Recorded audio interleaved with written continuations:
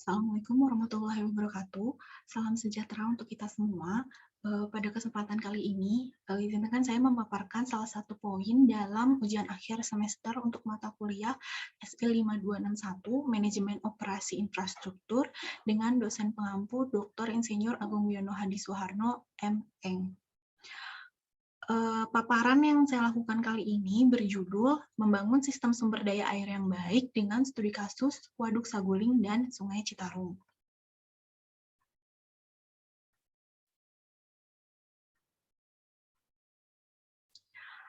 Sebelum memulai ke materi paparan, izinkan saya memperkenalkan diri. Perkenalkan, nama saya Agnes Bibi Rosalina dengan nomor induk mahasiswa 250210026.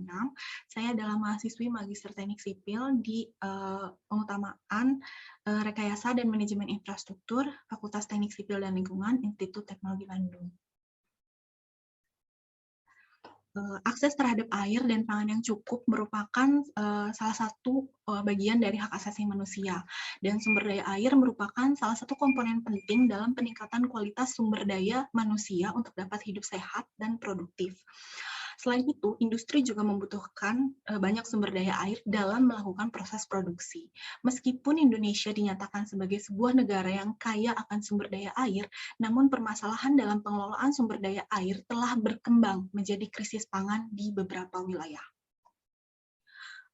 Peningkatan kebutuhan akan air sejatinya tidak hanya untuk memenuhi kebutuhan irigasi.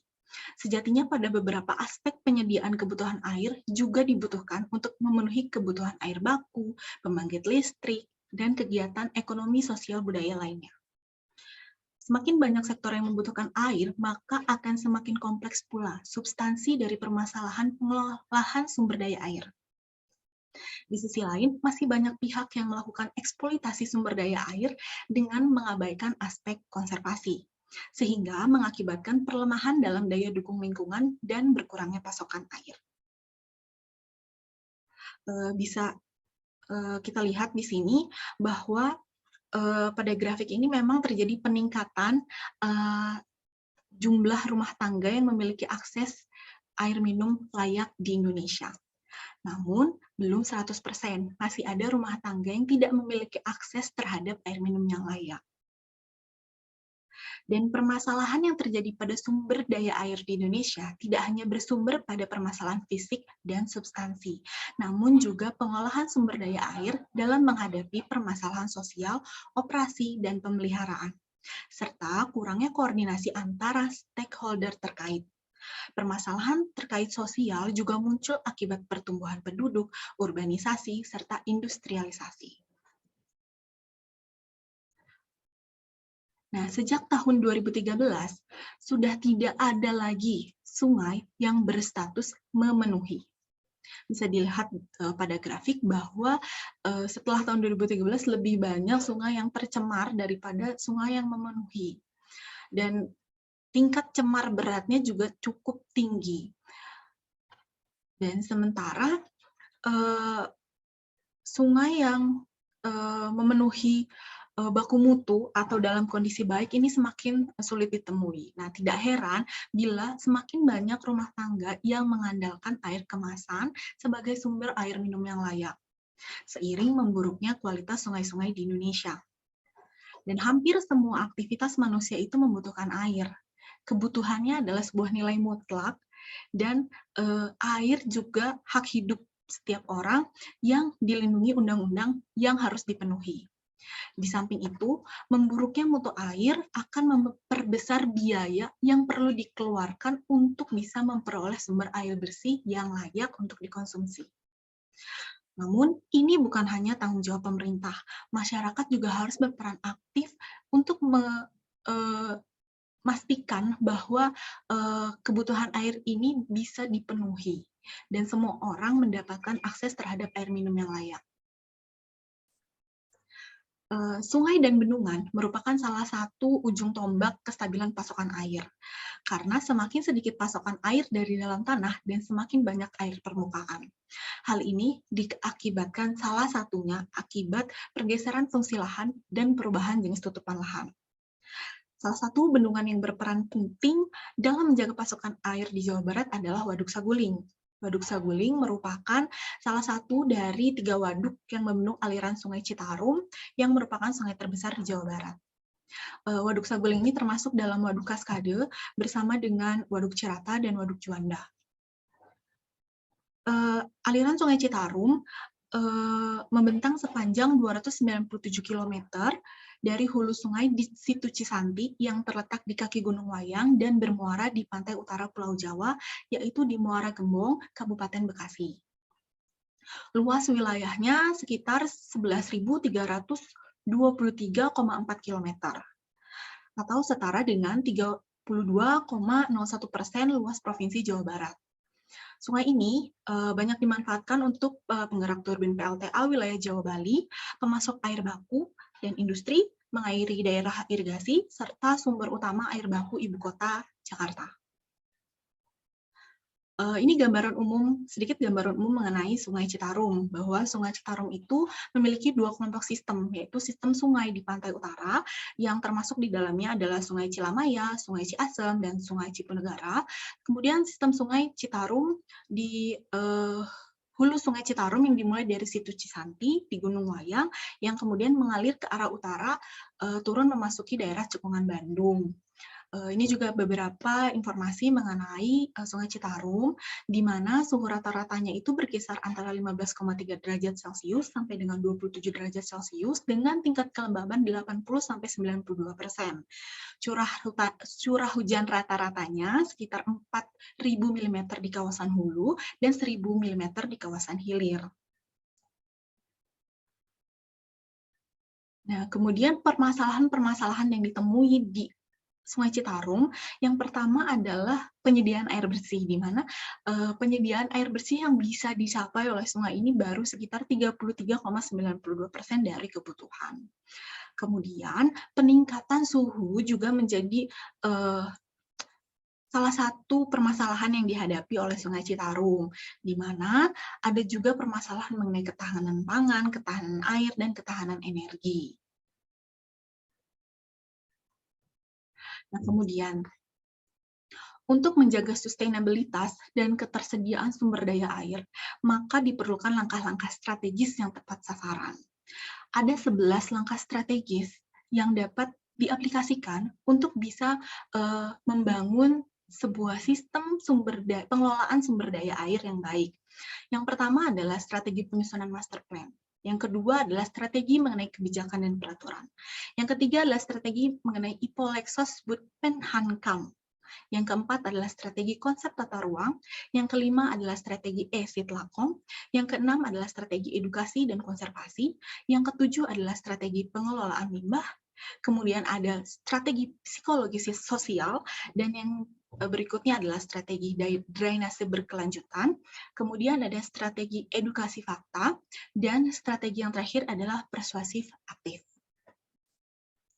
Dimulai dengan strategi yang pertama, yaitu master plan jangka panjang yang konsisten, minimal 25 tahun.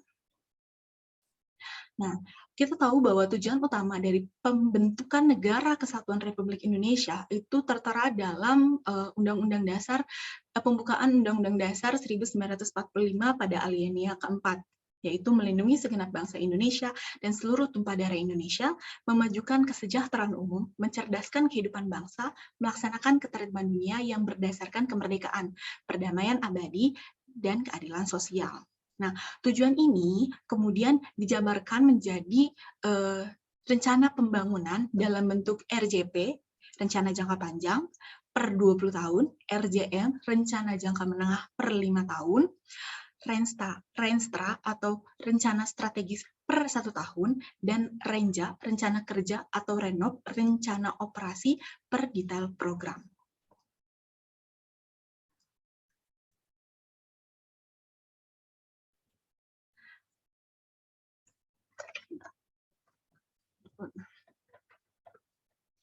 Renstra itu sendiri merupakan penjabaran, RJP itu sendiri merupakan penjabaran langsung dari alinea keempat pembukaan Undang-Undang Dasar 1945, yang kemudian didetailkan dalam RJM, kemudian didetailkan dalam Renstra, dan kemudian didetailkan dalam Renca.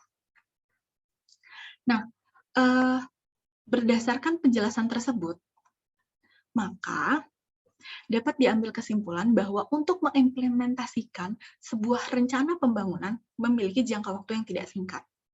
Kompleksitas penyusunan rencana ini juga dipengaruhi oleh korelasi antara setiap stakeholder, bagaimana hubungan antara setiap stakeholder, bagaimana pembagian kerja, dan lain sebagainya. Di dalamnya mengandung banyak konflik kepentingan yang seringkali mengancam keberhasilan implementasi suatu rencana jangka panjang. Perubahan strategi di tengah masa pembangunan dengan alasan ketidaksesuaian antara rencana yang disusun dengan kondisi saat ini malah membuat arah pembangunan melenceng secara signifikan.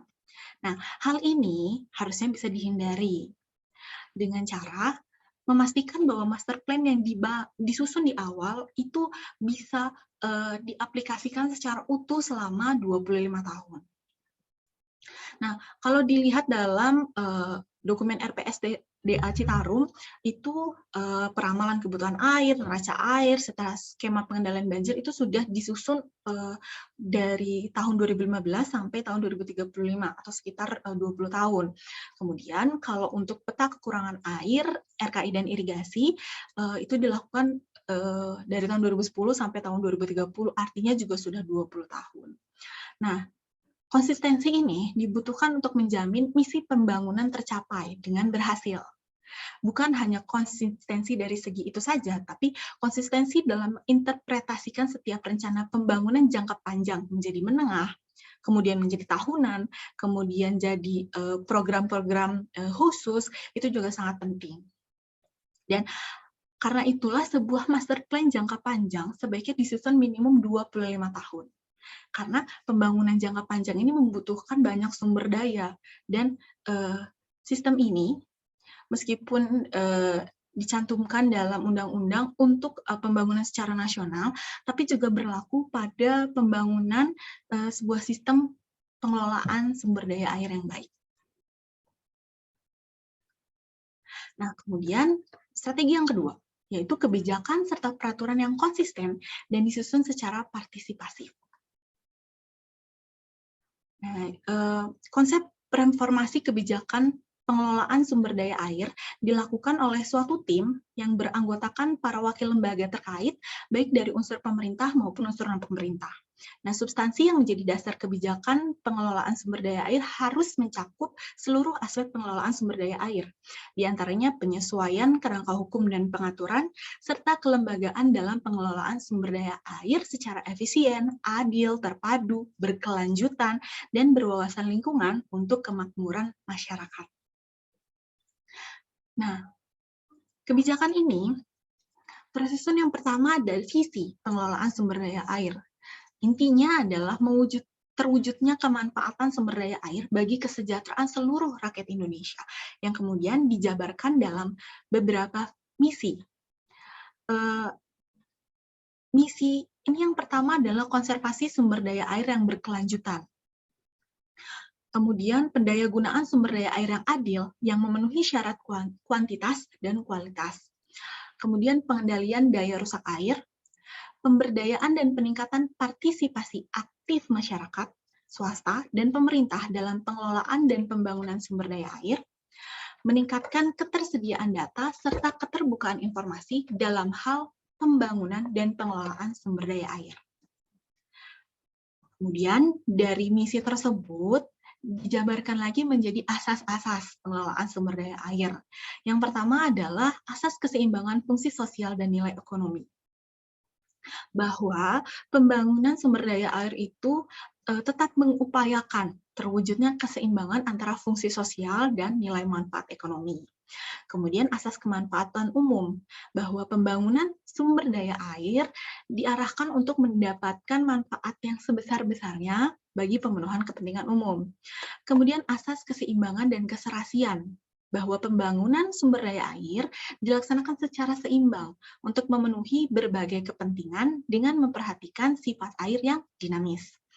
Kemudian asas kelestarian, yaitu mengenai pembangunan sumber daya air dilaksanakan dengan tetap menjaga keberadaan dan kelestarian fungsi sumber daya tersebut secara berkelanjutan.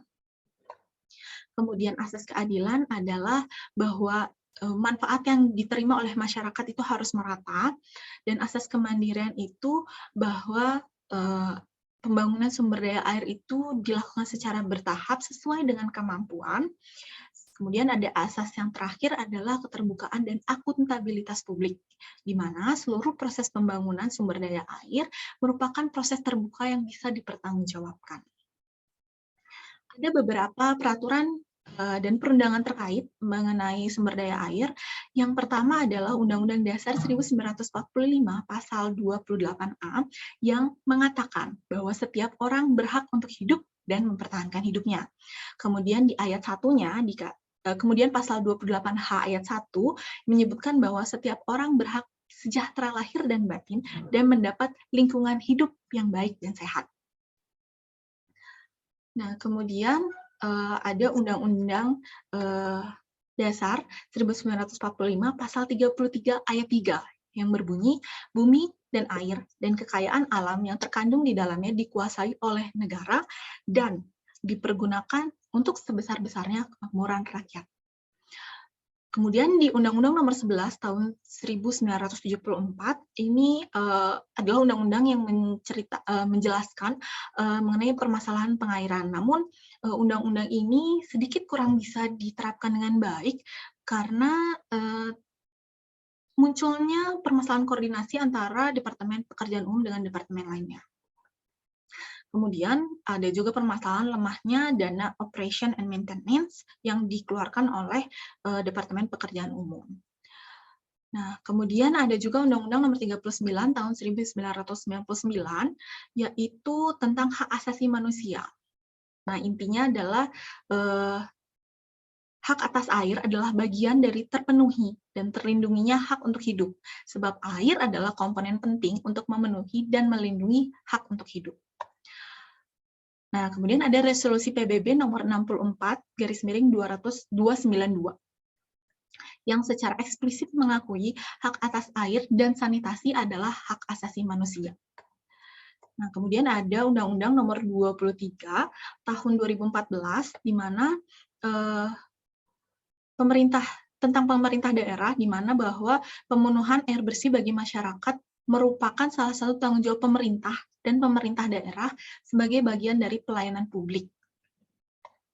Nah, khusus untuk Citarum ini ada juga Peraturan Presiden Nomor 15 Tahun 2018 mengenai percepatan pengendalian pencemaran dan kerusakan daerah Citarum, yang mana peraturan ini adalah salah satu dasar hukum dilaksanakannya program Citarum Harum, yang saat ini sudah berhasil menurunkan level cemar Citarum menjadi ringan. Kemudian, tim Citarum ini bertugas untuk mempercepat pelaksanaan dan keberlanjutan kebijakan pengendalian Citarum melalui operasi pencegahan, penanggulangan pencemaran, dan kerusakan, serta pemulihan Citarum secara sinergis dan berkelanjutan. Nah, siklus kebijakan yang diterapkan di Das Citarum itu, ini ada 4 siklus ya. Yang pertama adalah perumusan kebijakan, yang kemudian dilanjutkan dengan implementasi kebijakan. Kemudian setelah diimplementasikan harus ada monitoring kebijakan, apakah kebijakan ini bisa dilanjutkan atau perlu diperbaiki. Kemudian ada evaluasi kebijakan. Selanjutnya adalah strategi pembangunan Ipolexos Hankam bagi bangsa secara menerus. Nah, selama ini kan kita kenal itu hanya Ipolexos Hankam. Nah, tapi terdapat aspek penting yang sebenarnya perlu dimasukkan ke dalam konsep ini, yaitu pendidikan. Jadi Ipolexos Hankam adalah ideologi. Nah, ideologi itu sebenarnya adalah sebuah doktrin, kepercayaan atau kepercayaan sekelompok masyarakat atau bangsa yang menjadi pegangan atau pedoman karya. Nah, dalam lingkup pengelolaan sumber daya air ini, ideologi bisa bermakna persamaan ide dalam kaitannya dengan tujuan dilaksanakannya pengelolaan sumber daya air. Nah, kemudian ada politik. Jadi ini ke bawah sini ya, ada politik. Politik ini berkaitan dengan kepentingan antar stakeholder, di mana setiap pihak yang bersinggungan dalam pengelolaan sumber daya air ini punya kepentingannya masing-masing.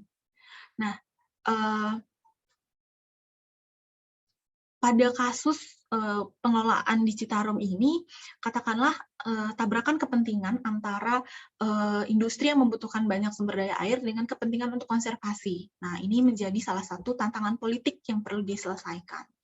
Kemudian ekonomi, kestabilan ekonomi juga merupakan salah satu tantangan yang perlu diselesaikan, khususnya dalam bidang sumber daya air. Karena dari segi ekonomi, pembangunan infrastruktur sumber daya air itu tidak murah, dan kemudian terkadang ekonomi menjadi alasan untuk pembiaran eksploitasi dan kerusakan. Alih fungsi lahan dan lain sebagainya juga seringkali menjadi buntut dari alasan ekonomi. Nah, karena itu ini perlu diperhatikan dan bisa ditanggulangi dengan memanfaatkan aspek sosial, budaya, dan pendidikan. Nah, konsep sosial itu sendiri berkaitan dengan paradigma masyarakat, bagaimana mereka melihat suatu sumber daya air.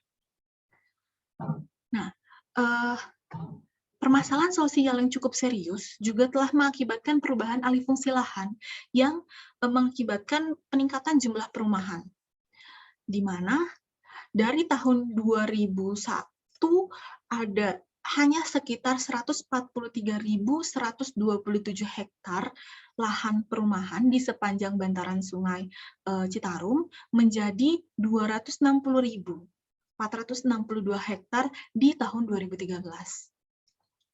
Nah, ini bisa diredam. Caranya dengan pendidikan dan sosialisasi pendidikan dan budaya. Jadi kalau budaya itu sendiri merupakan salah satu dari trilogi yang tadi, bahwa sosial, pendidikan, dan budaya, di mana ini berkaitan dengan perilaku masyarakat.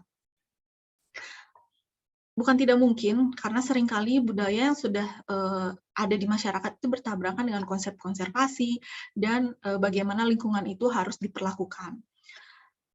Nah, ini bisa mengakibatkan konsep keadilan menjadi tidak berjalan dengan baik ketika ada warga yang sudah berbudaya baik untuk menjaga kelestarian alam, tapi tetap saja mendapatkan efek negatif dari alam yang sudah rusak.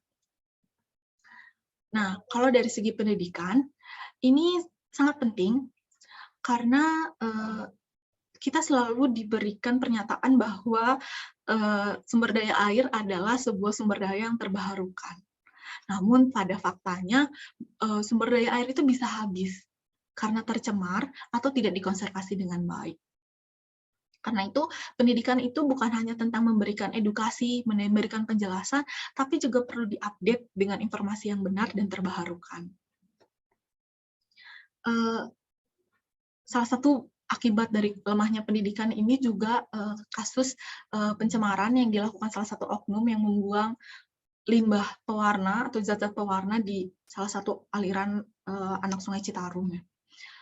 Nah, kemudian poin selanjutnya adalah HAN atau pertahanan. Nah, pembangunan beralaskan pertahanan juga dilakukan dalam konsep pengelolaan sumber daya air Citarum. Ini berkaitan dengan ketersediaan pangan, di mana ketersediaan pangan itu cukup bergantung terhadap sustainabilitas sumber daya air dari segi kualitas dan kuantitas.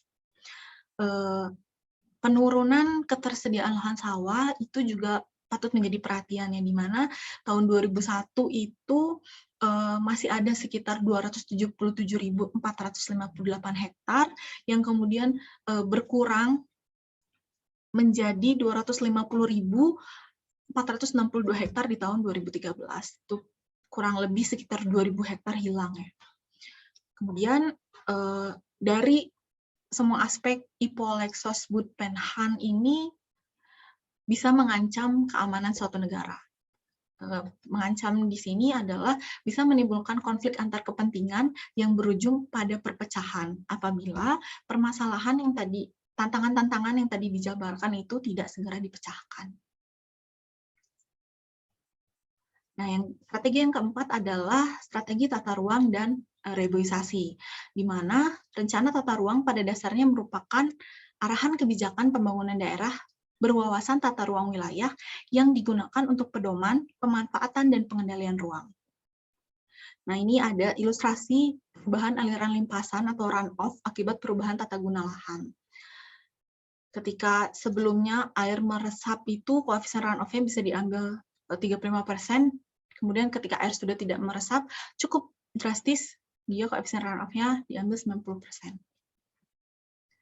Nah, berdasarkan Peraturan Pemerintah Nomor 26 Tahun 2008 tentang Rencana Tata Ruang Wilayah Nasional, wilayah Sungai Citarum mempunyai 2 kawasan strategis nasional dan 3 kawasan andalan.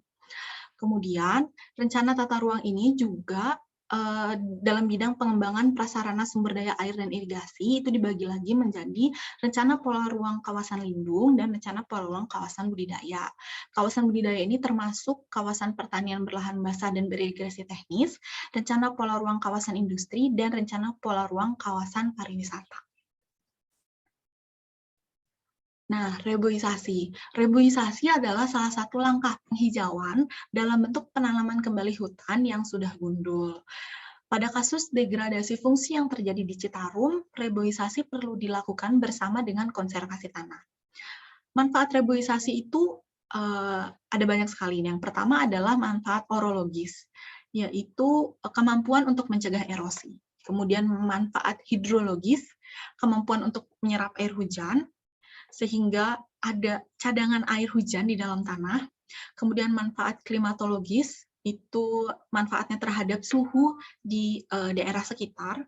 Kemudian manfaat edapis, yaitu kaitannya dengan tempat hidup binatang. Kemudian manfaat ekologis, yaitu kaitannya dengan keseimbangan antara pohon atau tanaman, air, dan binatang.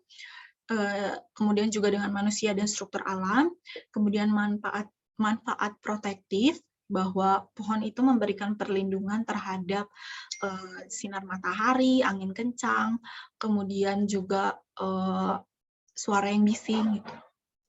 Kemudian ada juga manfaat edukatif, di mana berbagai macam jenis pohon ini merupakan laboratorium alam. Nah, salah satu tata kelola yang diterapkan di Jepang adalah retarding basin. Jadi, atau kolam retensi kalau dalam bahasa Indonesia, yaitu area cekungan yang dikelilingi tanggul untuk menampung air saat volume sungai meningkat. Nah, pada saat aliran sungai normal, area ini merupakan taman rekreasi atau area publik. Nah, ruang publik lainnya seperti taman, lapangan, dan sekolah juga difungsikan sebagai penampung air hujan. Pemerintah Jepang menginstruksikan pemerintah kota untuk selalu mengontrol semua potensi yang dapat mencemari air sungai. Regulasi yang ada juga melarang limbah rumah tangga, apalagi limbah industri, untuk masuk ke sungai. Nah, sungai juga tidak boleh digunakan untuk keperluan pribadi seperti mandi atau mencuci. Sebenarnya konsep retarding basin ini juga diterapkan di Eropa, yaitu seperti Prancis, Jerman, Swiss, dan Austria. Nah, ini merupakan salah satu solusi yang bagus untuk diterapkan di Indonesia ya, khususnya di bantaran Sungai Citarum. Namun diperlukan kerjasama dari stakeholder yang beragam, juga partisipasi aktif dari masyarakat, karena ini hanya dapat terwujud dengan kerjasama atau gotong royong dari semua pihak. Bisa dilihat perbandingannya di sini kondisi di Jepang. Jadi bantaran sungainya cukup jauh dan dia kosong, tidak difungsikan untuk rumah. Kemudian ini di Indonesia rumah-rumahnya sudah mepet dengan aliran air sungai. Nah, kemudian strategi yang kelima adalah strategi acid lakom. Jadi tahun 1970 itu dikenal dengan konsep sitkom. Kemudian ada kasus Gedung Ombo di tahun 1985 dan pembebasan lahan waduk Nipah yang konflik di tahun 1983. Muncullah salah satu tahapan yaitu LA atau Land Acquisition atau pembebasan lahan. Jadi tahun 1985 itu menjadi Sitlakom. Kemudian ada lagi kasus jebolnya tanggul Situ Gintung pada tahun 2009 yang menewaskan hampir 1.000 orang. Ini memunculkan sebuah konsep baru yaitu acid lakom. Jadi kalau acid lakom ini adalah education, survey, investigation, design, construction, operation, and maintenance. Apa sih yang masuk dengan edukasi? Edukasi ini ketika edukasi ini di depan, maka menjadi Sitlakom, berarti semua pihak yang terkait dalam Sitlakom ini harus diedukasi dengan baik. Karena ada satu konsep lagi yaitu Sidelakom, di mana kalau itu edukasi diberikan khusus untuk pihak-pihak yang terkait dengan land acquisition atau pembebasan lahan. Nah, edukasi yang dilakukan pada masyarakat itu harus dilakukan dengan bahasa yang sederhana, lugas, dan sesuai fakta. Sehingga masyarakat itu benar mengerti kenapa pembangunan harus dilakukan di sepanjang Das Citarum. Selain itu, apabila perlu untuk dilakukan penggusuran, masyarakat ini bisa melaluinya dengan lapang dan tidak berhati-hati. Nah, di sisi lain, konsultan juga ketika menyusun rancangan itu harus memahami bahwa fasilitas yang dibangun ini bukan sekedar membangun fisik, tapi bahwa fasilitas ini tuh dibangun untuk kelestarian dan kesejahteraan manusia dan alam. Nah, tanggung jawab edukasi adalah milik stakeholder sebagai pemegang fungsi public education dan warga masyarakat yang berpendidikan sebagai warga negara yang baik.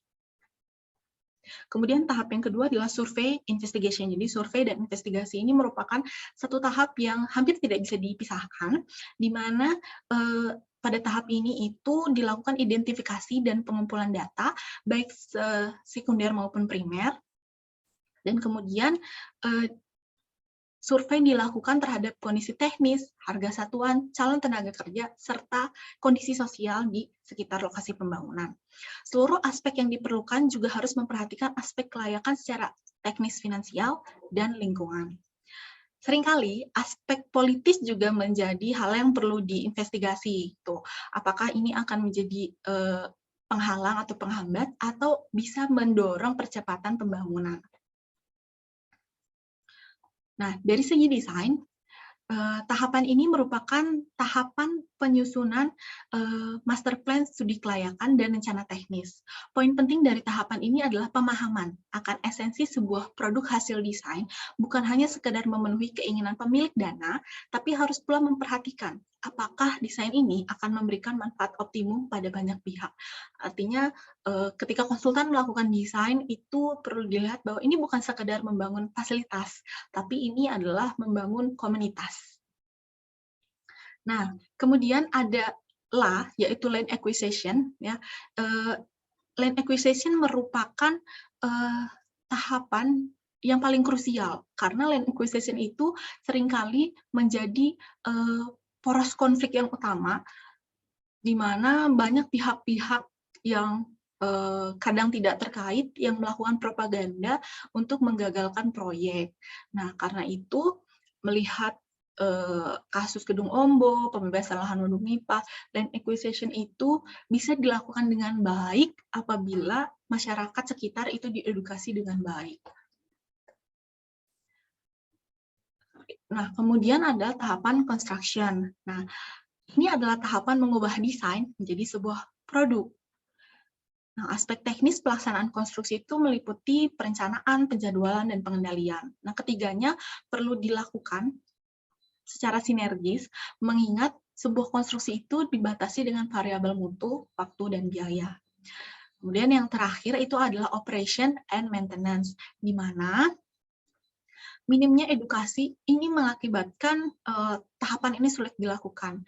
Dan sampai dengan saat ini, operasi dan perawatan yang dilakukan di bantaran Sungai Citarum itu masih jauh dari kata ideal. Tahap ini merupakan celah paling besar untuk kelalaian. Dan agak sulit untuk menentukan berapa biaya yang dibutuhkan untuk melakukan maintenance. Gitu. Nah, salah satu kasus jebolnya Tanggul Situgintung pada 2009 ini merupakan salah satu bentuk kelalaian dalam tahap operation and maintenance. Gitu.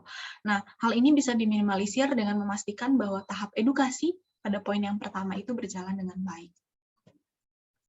Strategi yang keenam adalah strategi edukasi, konservasi, dan penghematan air melalui pembangunan rainwater harvesting dan drainase ramah lingkungan, atau yang suka kita dengar dengan istilah eco-drain. Nah, eco-drain intinya adalah bahwa masalah banjir dan kekeringan itu tidak bisa lagi dipandang dari paradigma konvensional, di mana masalah banjir dan kekeringan itu adalah masalah lokal dan sektoral. Masalah banjir dan kekeringan itu sebenarnya adalah masalah yang tidak bisa diselesaikan secara lokal ataupun sektoral. Nah, sejatinya drainase ini harus diperhatikan sumber daya air di bagian hulu, tengah, dan hilir secara komprehensif. Nah, eco-drain adalah salah satu bentuk strategi drainase yang berkelanjutan atau sustainable. Nah, pada konsep ini terdapat paradigma baru di mana dilakukan antisipasi perubahan iklim serta perubahan tata guna lahan dan pengembangan perkotaan. Penerapan ekodrainase ini juga dapat menurunkan debit limpasan hujan. Dan prinsip dasar dari ekodrain ini adalah mengendalikan kelebihan air permukaan sehingga dapat dialirkan secara terkendali dan lebih banyak memiliki kesempatan untuk meresap ke dalam tanah. Hal ini dimaksudkan agar konservasi air tanah dapat berlangsung dengan baik dan dimensi sarana drainase dapat lebih efektif dan efisien. Nah, ada 3 tahapan atau 3 kegiatan dalam sebuah pelaksanaan ekodrainase, yaitu tampung air, resapkan air, dan alirkan air. Nah, jadi rainwater harvesting adalah salah satu tahapan dalam melaksanakan ekodrain atau drainase yang berwawasan lingkungan. Nah, kegiatan menampung ini dilakukan agar tidak seluruh air hujan terbuang ke drainase, maka air yang telah dipanen dapat digunakan untuk keperluan sehari-hari. Kegiatan meresapkan air hujan ke dalam tanah harus dilakukan agar air tanah terisi dan menjadi cadangan ketika musim kemarau tiba. Hal ini dapat dilakukan melalui pembuatan sumur resapan. Kemudian, kegiatan mengalirkan air harus dilakukan untuk memastikan tidak ada genangan yang dapat merusak atau membahayakan aktivitas masyarakat. Nah, rainwater harvesting atau pemanenan air hujan adalah serangkaian kegiatan mengumpulkan, menggunakan, atau meresapkan air hujan ke dalam tanah. Air hujan yang jatuh ke bumi umumnya menjadi air tanah dalam lapisan tanah atau aquifer. Nah, hal ini terjadi karena butiran sedimen dan batuan di tanah tidak menyerapnya secara sempurna, tapi menahan sejumlah tertentu. Nah, metode ini merupakan sarana untuk menyimpan air yang jatuh di permukaan tanah. Keunggulan dari metode ini adalah bahwa karena hujan selalu terjadi, maka selama hujan terjadi, maka sumber air itu akan tetap ada. Untuk metode penyimpanan air hujan, yang sudah dipanen, itu bisa menggunakan tangki plastik yang ada di atas permukaan atau tangki beton yang berada di bawah permukaan. Nah, air hujan ini merupakan sumber daya yang cukup melimpah sebenarnya, namun masih minim pemanfaatan dan sayang sekali karena semakin kecil tutupan lahan, semakin sulit air hujan untuk masuk ke dalam tanah, maka semakin banyak air yang melimpas di permukaan. Karena itu, perlu dilakukan pemanfaatan dengan menggunakan konsep rainwater harvesting ini. Sebenarnya rainwater harvesting ini adalah pada dasarnya sebuah konsep kuno, di mana sejak zaman dahulu kala sudah dilakukan penangkapan, penyimpanan, dan penggunaan air hujan. Nah, keunggulan utama dari proses ini adalah mengurangi resiko kontaminasi tanah. Namun, kerugiannya hanya terletak dalam proses pemeliharaan untuk mencegah terjadinya kontaminasi di air-air yang sudah disimpan di tangki plastik atau di tangki beton. Nah, selain itu juga, rainwater harvesting ini sangat mungkin untuk diaplikasikan di ruang-ruang publik ya, untuk mengurangi air yang masuk ke dalam sungai dan bisa mencegah terjadinya banjir. Kemudian poin yang ke-7 adalah mengenai strategi edukasi pengelolaan sampah yang partisipatif. Di Indonesia itu menghasilkan 175.000 ton sampah per hari. Dari 175.000 ton ini, hanya sekitar 7% sampah yang bisa didaur ulang, yang sudah didaur ulang. Kemudian 10%-nya hanya ditimbun, 5%-nya dibakar, dan 78%-nya itu terakumulasi di TPA. Nah, sampah yang terakumulasi ini ternyata menimbulkan banyak kerugian. Salah satu kasus di TPA Lui Gajah pada 21 Februari 2005 yang menewaskan 147 korban jiwa dan menghapus 2 desa dari peta itu akibat timbunan sampah yang terakumulasi di TPA.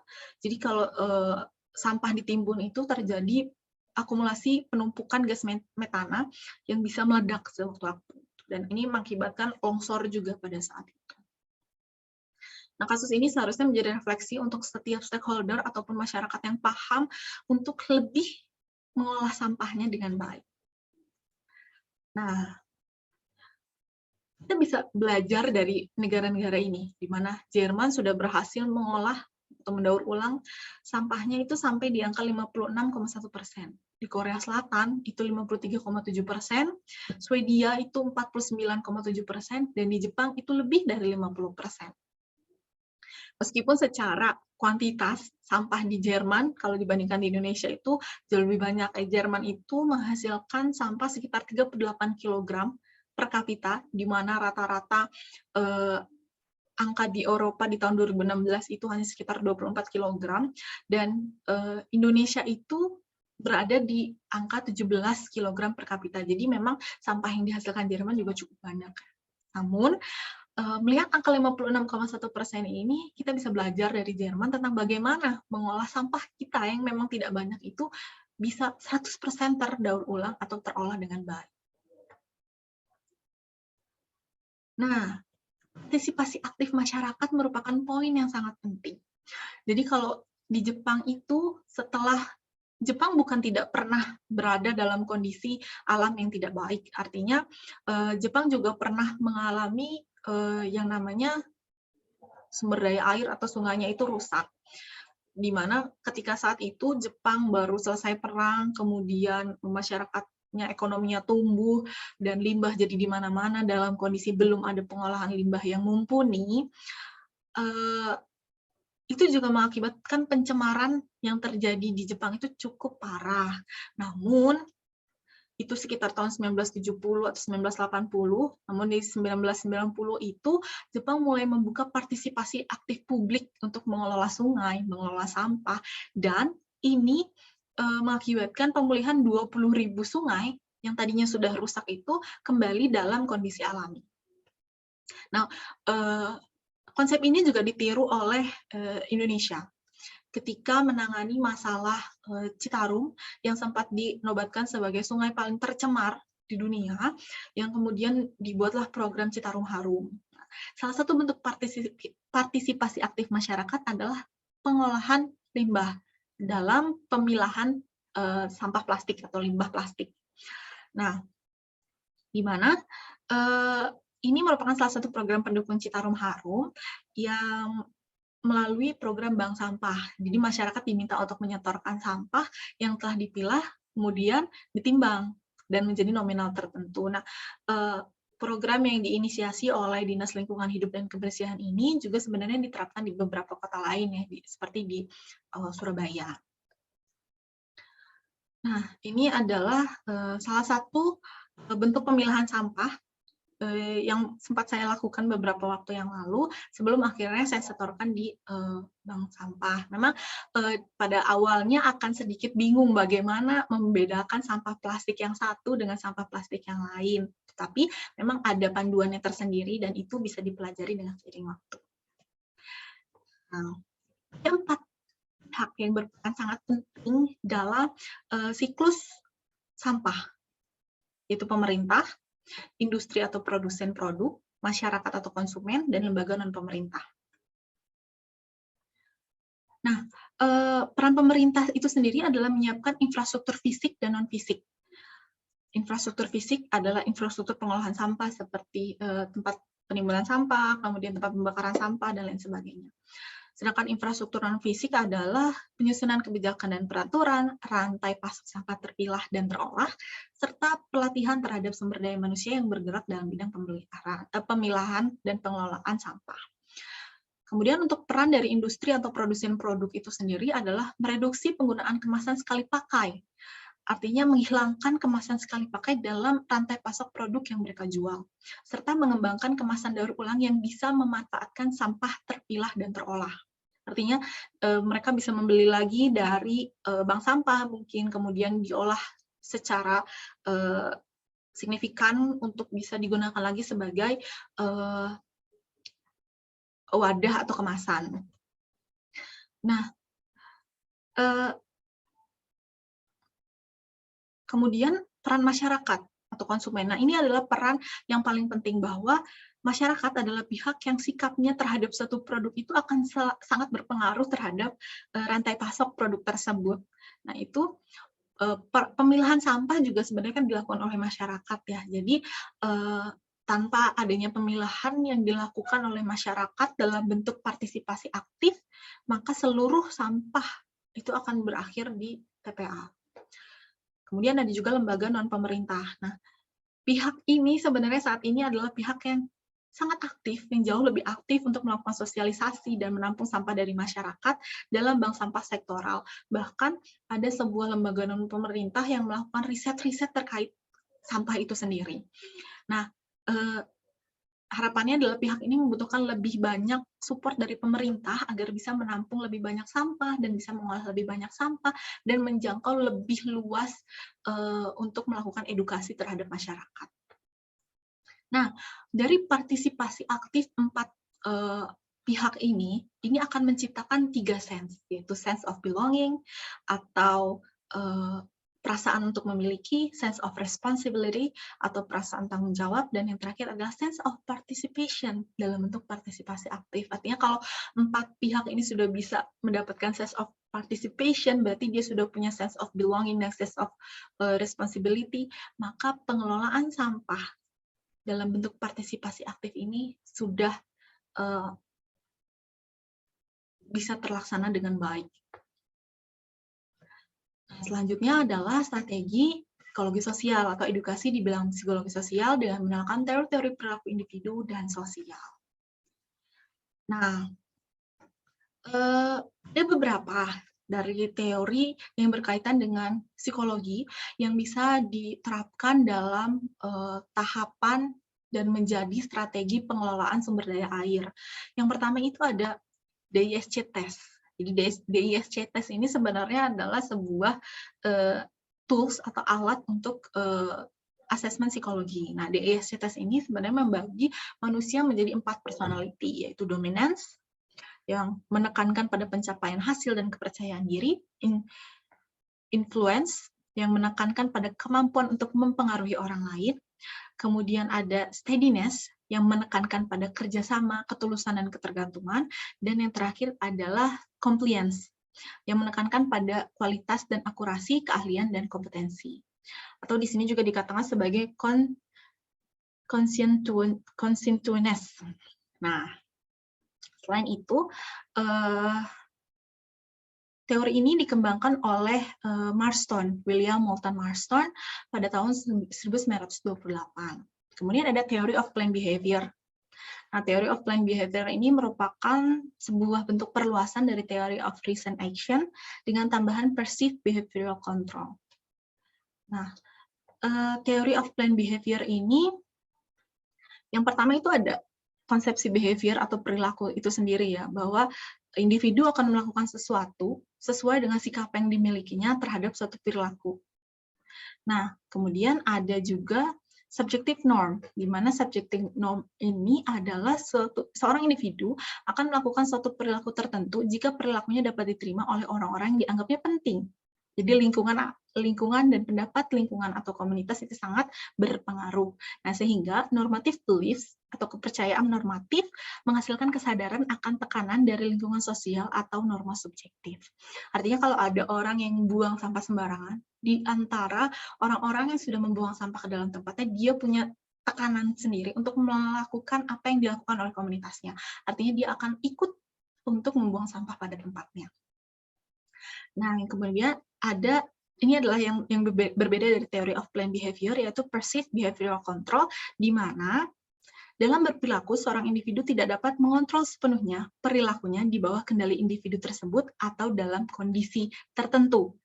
Nah, Persepsi terhadap kontrol perilaku adalah bagaimana seseorang mengerti bahwa perilaku yang ditunjukkannya merupakan hasil pengendalian yang dilakukan oleh dirinya. Jadi, ketika seseorang memutuskan untuk membuang sampah sembarangan, dia dengan sadar melakukan itu. Jadi, tidak ada yang bisa disalahkan kecuali dirinya sendiri, seperti itu. Nah, dari attitude, kemudian subjective norm, perceived behavioral control, dan behavior, itu sebenarnya ada lagi intention. Intention itu dinyatakan sebagai niatan atau niat yang tumbuh akibat dari akumulasi attitude, subjective norm, dan perceived behavioral control. Nah, intention ini akan juga mempengaruhi bagaimana seorang individu berperilaku. Nah, jadi artinya ketika dia sudah punya niatan untuk tidak membuang sampah sembarangan, itu bisa mendorong dirinya untuk benar-benar tidak membuang sampah sembarangan, seperti itu. Kemudian ada juga community atau organizational behavior, yaitu bisa dijabarkan sebagai perilaku organisasi yang mempelajari bagaimana seharusnya perilaku tingkat individu, kemudian tingkat kelompok, serta dampaknya terhadap kinerja secara keseluruhan, baik individu, kelompok, maupun organisasi. Nah, pada konsep ini, manusia itu pada umumnya tidak bisa melepas ketergantungannya pada orang lain. Namun harus diakui pula, munculnya kerjasama tersebut tidak menjadi semata-mata bersifat alamiah, ya, tapi karena keterbatasan masing-masing individu, keterbatasan saling membutuhkan, dan lain sebagainya. Oleh sebab itu, kerjasama antara dua orang atau lebih sesungguhnya bertujuan agar di antara mereka bisa saling membantu untuk mencapai tujuan. Untuk menciptakan masyarakat yang tidak membuang sampah ke sungai, itu dibutuhkan sebuah sikap organisasi atau sikap dalam komunitas tertentu yang mendukung untuk tidak membuang sampah ke sungai. Seperti itu contohnya. Kemudian ada juga konsep indeks pembangunan manusia, di mana indeks pembangunan manusia menjelaskan bagaimana penduduk dapat mengakses hasil pembangunan dalam memperoleh pendapatan, kesehatan, pendidikan, dan sebagainya. Ini merupakan konsep yang dipaparkan oleh United Nations pada tahun 1990, dan kemudian indeks ini dibentuk dari 3 dimensi dasar, yaitu umur panjang dan hidup sehat, pengetahuan, kemudian standar hidup layak. Nah, standar hidup layak ini bisa diperoleh dengan cara, salah satunya adalah dengan jalan mendapatkan lingkungan yang sehat. Dan untuk membentuk lingkungan yang sehat, setiap manusia yang ada dalam komunitas, dalam lingkungan, itu harus punya behavior yang bagus, kemudian harus bisa bersinergi dalam konsep DISC yang baik, kemudian harus membentuk sikap organisasi atau sikap komunitas yang baik. Nah, baru bisa melahirkan indeks pembangunan manusia yang semakin baik. Nah, ini perlu diterapkan juga dalam konsep pembangunan sumber daya air. Nah, yang paling penting itu ada yang terakhir, yaitu integritas diri dan komunitas dalam menghindari perilaku koruptif. Integritas itu adalah bentuk ketersesuaian antara apa yang diucapkan dengan apa yang dilakukan. Nah, jadi integritas itu salah satu nilai dasar pribadi yang harus dimiliki oleh masyarakat, yakni dengan bersikap, berperilaku, dan bertindak jujur terhadap diri sendiri dan lingkungan. Konsisten dalam bersikap, bertindak, dan memiliki komitmen dalam misi pemberantasan korupsi. Jadi intinya dalam strategi tools-tools psikologi ini diharapkan masyarakat itu bisa bergotong royong dan membentuk sebuah gerakan yang baik untuk menjaga agar sumber daya air itu bisa terkonservasi dengan baik, terlindungi dengan baik, dan dipergunakan dengan baik. Selanjutnya adalah implementasi konsep sustainable drainage system yang sederhana dan real. Nah, ada sebuah penelitian yang menyatakan bahwa terdapat beberapa metode drainase berkelanjutan yang dapat diterapkan di Kota Bandung. Yang pertama adalah rain garden, kemudian ada infiltration strips, kemudian ada water roofs, kemudian ada rainwater tanks, kemudian ada cistern, ada swales, ada kolam detensi, ada infiltration trench, ada eco corridor, dan ada kolam retensi. Nah, metode-metode ini itu adalah metode yang sudah melalui tahap penelitian dan dianggap bisa diterapkan di Kota Bandung. Karena itu, saya memilih 10 metode ini yang bisa diterapkan untuk pengelolaan sumber daya air, khususnya di Citarum, yang mana Citarum itu terletak salah satunya melewati Kota Bandung. Nah, kemudian strategi yang 10 adalah strategi edukasi fakta permasalahan sumber daya air. Strategi edukasi ini sebenarnya melibatkan 3 hal utama, external stakeholder, internal stakeholder, dan project itu sendiri. Nah, permasalahan misinformasi itu terjadi pada banyak bidang dewasa ini, tapi membendung arus informasi itu sebenarnya sebuah kemustahilan, dan hal yang agak sulit untuk dilakukan. Nah, yang bisa kita lakukan adalah membentuk perilaku dan pola pikir dalam mencerna informasi yang beredar. Nah, ini bisa menjadi salah satu solusi. Nah, misinformasi ini juga sering terjadi pada masa awal perencanaan pembangunan infrastruktur, di mana hal ini berakibat pada terhambatnya bahkan gagalnya pembangunan. Ini juga menimbulkan konflik terkadangnya dalam penyelenggaraan sebuah infrastruktur. Nah, beberapa hal yang bisa dilakukan dalam rangka menghindari misinformasi dan konflik adalah yang pertama, memperkuat edukasi terhadap masyarakat melalui sosialisasi. Jadi sosialisasinya itu harus baik. Yang kedua adalah memperbaiki kemampuan stakeholder dalam melakukan edukasi publik. Jadi stakeholder itu harus bisa menyampaikan apa tujuan dan manfaat baik dari dibangunnya sebuah infrastruktur atau dilaksanakannya sebuah program. Kemudian yang ketiga adalah memahami bahwa interaksi merupakan hal yang tidak dapat dihindarkan dan perlu dikelola dengan baik. Jadi interaksi itu adalah sebuah bentuk partisipasi aktif. Dan kemudian yang keempat, setiap pemangku kebijakan yang terlibat harus memegang kode etik profesi mereka dengan baik. Dalam hal ini contohnya adalah media, di mana media yang termasuk external stakeholder itu harus mampu menyajikan berita yang tanggap dan akurat. Kemudian yang kelima adalah project stakeholder management itu harus didukung oleh internal dan eksternal stakeholder agar tercipta lingkungan dengan IPO Lexos Burhankam yang baik. Kemudian yang keenam adalah pembangunan harus berlandaskan pemenuhan kepentingan publik, bukan kepentingan satu stakeholder. Nah, selanjutnya adalah strategi persuasif aktif pada masyarakat untuk terus beribadah, berkorban, dan membangun sistem pengelolaan SDA yang baik. Jadi, kita tahu bahwa bumi beserta isinya merupakan sebuah anugerah yang harus disyukuri oleh setiap umat manusia yang tinggal di bumi. Dan pada dasarnya bumi itu bisa memperbaiki dirinya sendiri kalau tanpa intervensi dari manusia. Nah, perilaku serta keputusan yang biasanya diambil oleh manusia lah yang mengakibatkan keseimbangan bumi itu terganggu. Ada contohnya, salah satu contohnya adalah siklus air. Katakanlah jika ada air yang kotor tercemar oleh tanah, dia bisa jadi bersih lagi ketika jadi hujan, karena yang menguap itu hanya airnya, tanahnya tidak ikut terbawa. Nah, tapi saat dewasa ini kan air itu sudah banyak tercemar oleh limbah yang tidak alami, seperti bahan kimia dan deterjen. Nah, akibatnya siklus ini tidak lagi bekerja dengan baik. Tapi kita sebagai manusia itu sudah diberikan amanah dan sebagai manusia yang berakal, kita punya potensi untuk mengembalikan potensi alami bumi, potensi alami alam. Nah, salah satunya adalah dalam bidang sumber daya air. Kita bisa meniru, kita bisa aplikasikan kesuksesan yang sudah dilakukan oleh Jepang yang telah merestorasi 20.000 sungai kembali memiliki fungsi alaminya. Nah, tentu saja tantangan dan perjalanannya tidak mudah. Selain itu, biaya yang dikeluarkan juga tentunya tidak murah. Namun, kita bisa mengubahnya dari diri sendiri. Nah, yang pertama itu bisa dilakukan dengan ganti penggunaan tisu. Jadi penggunaan tisu sekali pakai dengan sapu tangan atau gunakan tisu yang berbahan dasar bambu. Karena dan pastikan bahwa tisu tersebut tidak melalui proses pemutihan yang berlebih.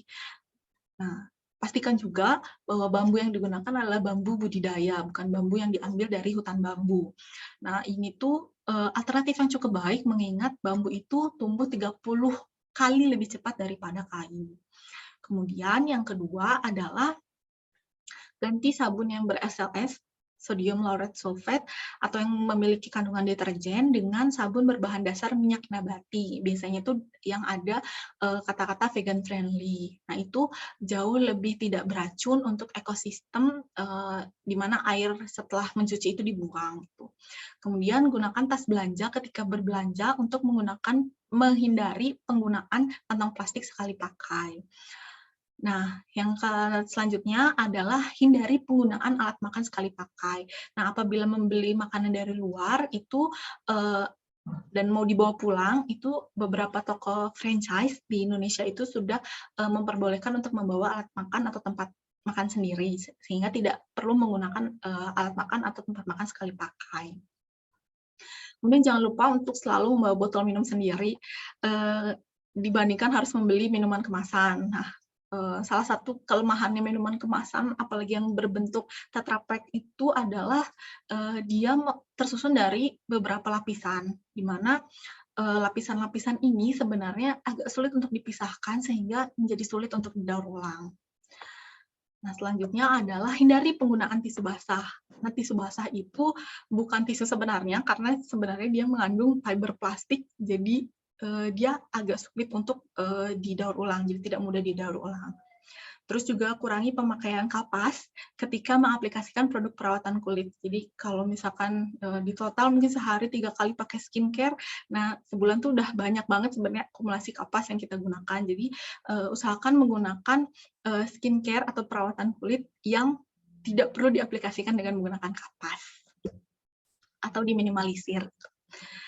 Nah, kemudian juga berbelanjalah kebutuhan pokok di pasar tradisional terdekat. Ini merupakan sebuah upaya untuk mengurangi jejak karbon yang kita hasilkan, dan kemudian jangan lupa untuk lakukan pemilahan sampah terhadap sampah yang sudah tidak bisa kita hindarkan dan pasti kita hasilkan.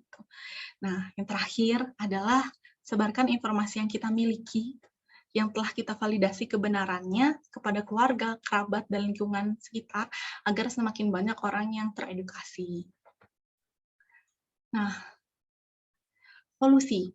Jadi dari 11 bentuk strategi ini, bagaimana mengaplikasikannya pada RPSDA Citarum?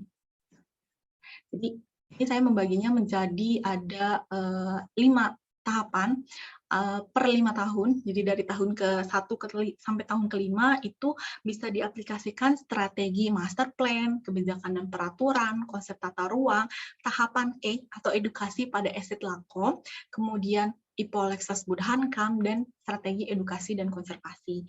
Kemudian di tahun ke-6 sampai tahun ke-10 bisa diaplikasikan kebijakan dan peraturan. Kemudian strategi psikologi sosial bisa mulai masuk di sini. Kemudian tahapan SIDLA atau Survey Investigation, Design dan Acquisition pada Estate Lakom. Kemudian ada edukasi fakta. Kemudian dimulai untuk menimbulkan persuasif aktif. Kemudian mulai untuk dilakukan pengelolaan limbah. Kemudian juga pastinya edukasi dan konservasi. Kemudian di tahun ke-11 sampai tahun ke-15 itu juga ada strategi kebijakan dan peraturan. Ini selalu dilakukan untuk dilihat, dievaluasi kebijakan dan peraturan ini apakah perlu direvisi dan lain sebagainya. Kemudian strategi psikologi sosial, tahapan C atau construction pada Estate Lakom, edukasi fakta, persuasif aktif, pengelolaan limbah, drainase berkelanjutan, edukasi dan konservasi itu dijalankan terus di tahapan yang ketiga, tahun 11 sampai ke 15. Kemudian di tahun 16 sampai ke 20 itu tetap digunakan strategi kebijakan dan peraturan, kemudian ada psikologi sosial, tahapan operation and maintenance pada Estate Lakom, jadi artinya infrastrukturnya sudah terbangun, sudah mulai tahap operasi. Kemudian ada edukasi fakta, persuasif aktif, pengelolaan limbah, drainase berkelanjutan, serta edukasi dan konservasi. Di paruh terakhir, yaitu tahun ke-21 sampai tahun ke-25, kebijakan dan peraturan itu sudah menjadi sebuah paten. Artinya sudah bisa diterapkan secara sepenuhnya. Kemudian psikologi sosial menjadi hal yang sudah dipahami oleh banyak orang dan bisa diterapkan secara utuh. Edukasi fakta dan persuasif aktif merupakan hal yang sudah digerakkan oleh semua masyarakat, semua lapisan masyarakat. Pengelolaan limbah juga sudah aktif dilakukan oleh masyarakat, drainase berkelanjutan, serta tercapainya kestabilan Ipolexos Budhankam. Nah, untuk mewujudkan semua itu tentunya tidak mudah ya, dan karena ini adalah salah satu bentuk perjuangan kita bersama sebagai umat, sebagai warga negara, dan sebagai masyarakat. Nah, dosen saya juga selalu mengatakan bahwa selamat menikmati indahnya perjuangan, dan tentunya hal ini menjadi mungkin jika kita iringi dengan doa dan usaha. Di sekian yang dapat saya paparkan pada kesempatan kali ini. Semoga Allah Subhanahu wa Ta'ala selalu memudahkan urusan kita semua. Terima kasih atas perhatiannya. Wassalamualaikum warahmatullahi wabarakatuh.